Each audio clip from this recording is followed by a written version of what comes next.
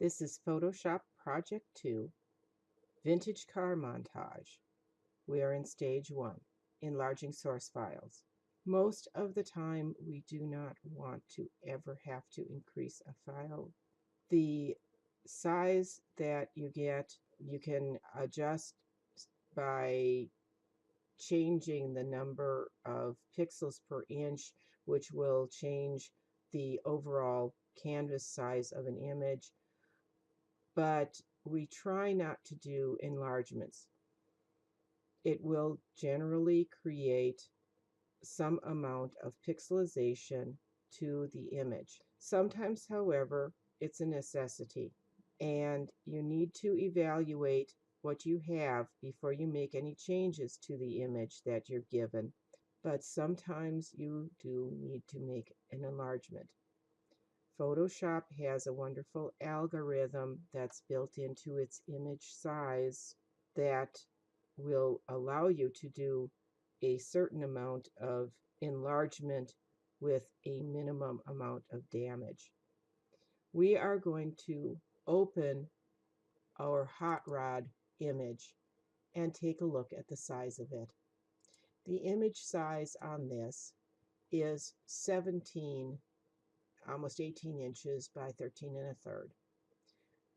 You should remember from our first project that for something to go to print publication, the resolution on this really needs to be a 300 pixel.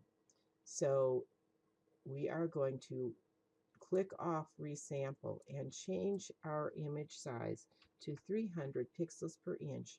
And you can see this brings the size down to a little bit over 4:3. Say OK to this. The dimensions in pixel size did not change, and our image is going to stay the same at a 3.5 megabyte file. Now, we always want to resize to whatever the outgoing piece needs to be before we do any further adjustments.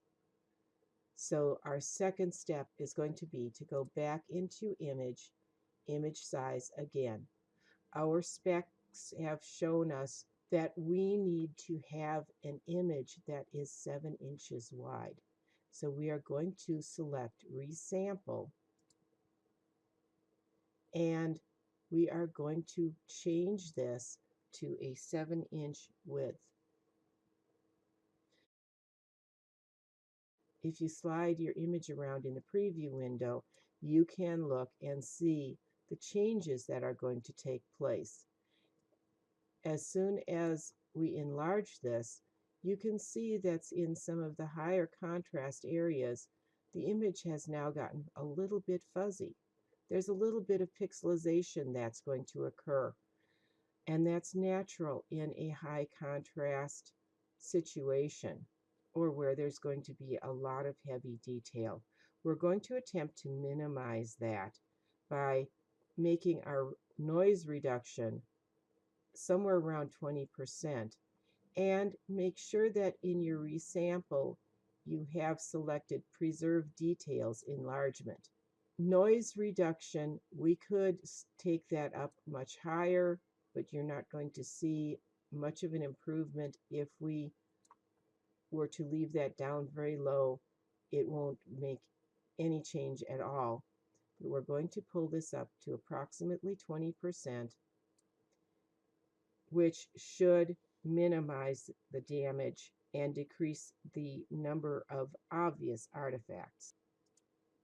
Click OK to accept and finalize the resampling.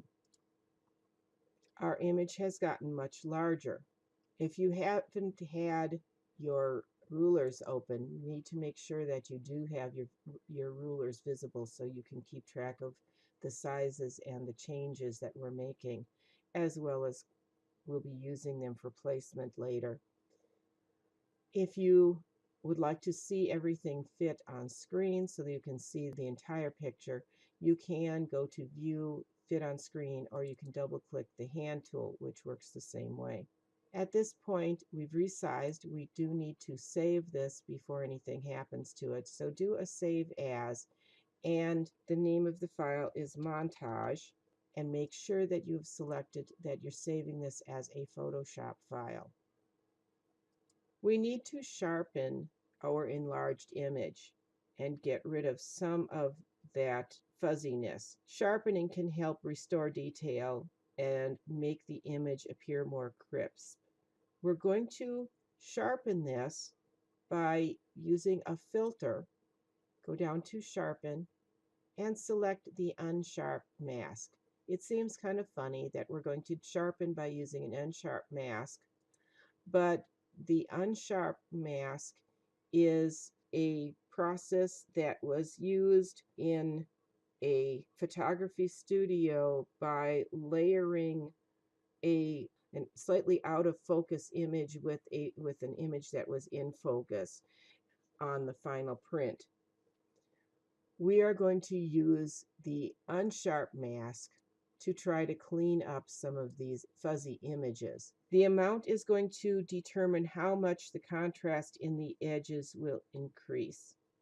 Typically, you would use 150 to 200%. We are going to use a low option. We're going to do 100%. For a radius, we want 2 pixels. And we want our threshold level to be 5. The threshold level defines the difference that's required for Photoshop to identify an edge. With a level of 5, it means there needs to be 5 colors different before it sees the edge. So we're bringing that down pretty low. We're using 2 pixels as our number of pixels to be included in the edge comparison. We want the correction to be subtle. If we did this larger, we would see a very sharp, harsh edge, and it would probably be a little distracting. Say OK to that, and you should probably save before anything else happens. Next, we're going to edit the canvas size. According to our specs, we needed this overall canvas to be 8 inches tall. And if you remember, we have something around 5 inches for our height. We are going to increase the canvas size by going to Image, Canvas Size, and we want to increase the height by 8 inches. And since, according to our sketch, we want this image to be at the top, we are going to increase our size relative to the top of the canvas.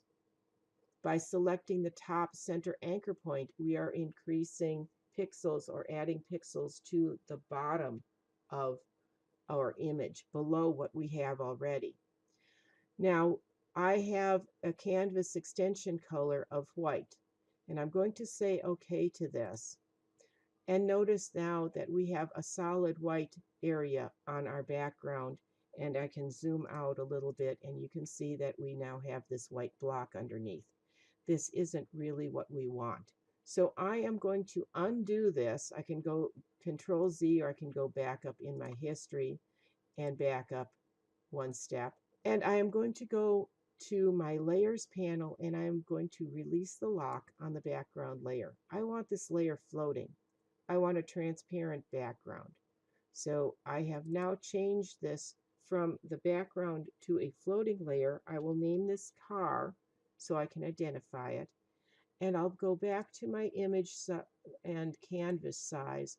And again, I am going to select that center top point and change my height to 8 inches. But since I am now using a floating layer, I am not using a background image. I don't have a canvas extension color to select because now I have the freedom to have a transparent background. And I will say OK to that. And you can see that I have a transparent background. You can see the black and white checker, which indicates that this layer is now floating over a transparency. Save your change, which now we're going to get your maximize compatibility dialog box because we have that floating layer. But go ahead and save your change before you continue.